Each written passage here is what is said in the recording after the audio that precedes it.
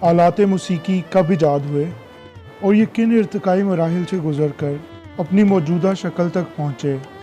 आज हम आपको सबसे पुराने म्यूज़िक इंस्ट्रूमेंट्स में सबसे पुराने चंद एक म्यूज़िक इंस्ट्रूमेंट्स के बारे में बताएंगे कि इनकी ईजाद कब हुई और ये किन इर्तिकाई मराहिल से गुजर कर आज हम तक पहुँचे हैं।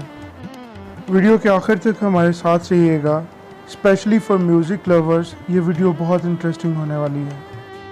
शालूम and a very warm welcome to ancient tales. आपसे दरख्वास्त है कि वीडियो को लाइक करें, शेयर करें और अगर आपने अब तक चैनल को सब्सक्राइब नहीं किया तो चैनल को सब्सक्राइब करके बेल आइकन को प्रेस कर दें ताकि मेरी नई आने वाली वीडियोस आप तक बआसानी पहुंचती रहें। गारों में रहने वाले कदीम इंसानों ने मुख्तलिफ जानवरों की हड्डियों और सींगों में सुराख करके अवलीन साज ईजाद किए। मौसीकी को रूह की ग़िज़ा तस्लीम किया जाता है। इंसान ने आलात मौसीकी गारों में क़याम के दौरान ही ईजाद करने शुरू कर दिए थे। इन आलात या साज़ों ने भी दूसरी चीज़ों के साथ साथ इर्तिकाई तरक्की की है।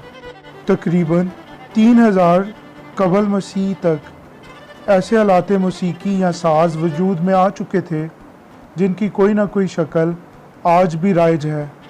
ऐसे ही साज़ों में से एक बरबत है। इसका शुमार दुनिया के कदीम तरीन आलात मौसीकी में होता है। बरबत की ईजाद का ज़माना तकरीबन 3000 कबल मसीह है। इसका ज़िक्र यूनानी सनमियात और बाइबल में मिलता है। ये साज़ कदीम चीनी और कदीम मिस्री मुसव्वरी में भी दिखाई देता है। अहद फ़िरौन का एक मिस्री बरबत जिसका तल्लुक़ 1500 कबल मसीह है ब्रिटिश म्यूज़ियम में महफूज है। इस ज़माना का डबल एक्शन पैडल बरबत जो हाथों और पाँव से बजाया जाता है और आर्केस्ट्रा में शामिल है। 18वीं सदी ईस्वी में एक फ्रांसीसी माहिर आलात मौसीकी सेबेस्टियन एरार्ड ने कदीम बरबत के असूलों पर ईजाद किया था।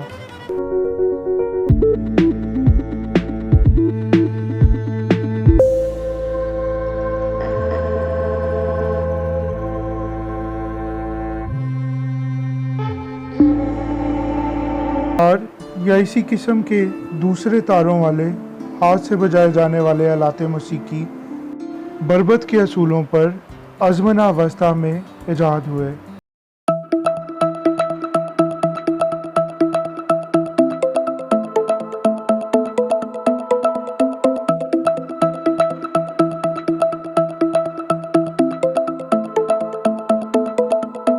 से गज़ से बजाए जाने वाले तंबूर बोर्ड लूट ने इर्तिकाई मराहिल तय करके 6 तारे बाजे की शक्ल इख्तियार कर ली।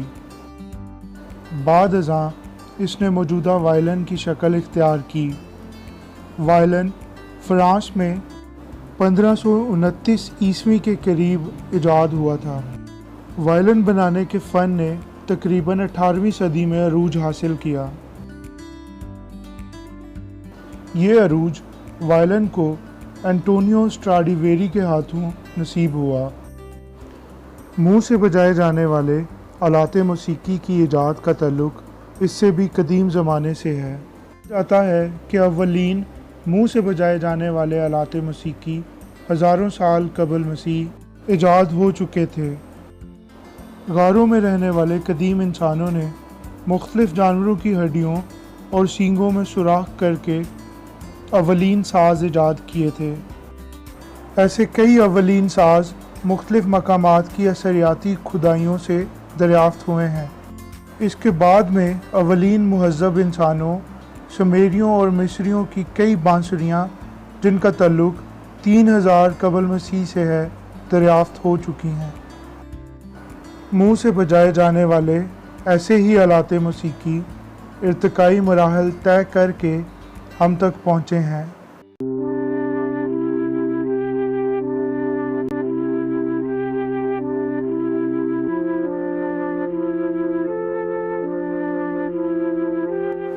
यूरोपी तारीख़ मौसीकी में फ्रांसीसी मौसीकार जेन बैप्टिस्ट लली लिखते हैं कि यूरोप की मौसीकी में बांसुरियों का अवलीन इस्तेमाल 1681 ईस्वी में हुआ। एक जर्मन मौसीकार थियोबाल्ड बोहम ने, जो 1794 से 1881 ईस्वी में ज़िंदा थे, यूरोपी बांसुरियों को मौजूदा शक्ल दी। हॉर्न यानी बाजा का ताल्लुक इसकी अव्वलीन शक्ल में ज़माना क़ब्ल अज़ तारीख़ से है। बुनियादी तौर पर हॉर्न अपनी इब्तदाई शक्ल में जानवरों के सींग, गोंगे और हाथी दांत पर मबनी थे। बगल या शहनाई भी इन्हीं सींगों या गोंगों की तरक्की याफ्ता शक्ल है। मिस्र के आसार से एक कांसी का बना हुआ बगल मिला है। इसका ताल्लुक 2000 क़ब्ल मसीह से है। बगल ने रोमी और यूनानी माशरों में भी बहुत अहमियत इख्तियार कर ली थी। दोहरी बांसुरी का ताल्लुक भी 2000 क़ब्ल मसीह के कदीम मिस्री साज़ों से है। इस साज़ को इसकी मौजूदा यूरोपी शक्ल फ्रेडरिक ट्राइबर्ट ने फ्रांस में 19वीं सदी में दी थी। अलगोज़ा का ताल्लुक भी कदीम मिस्र और यूनान से है।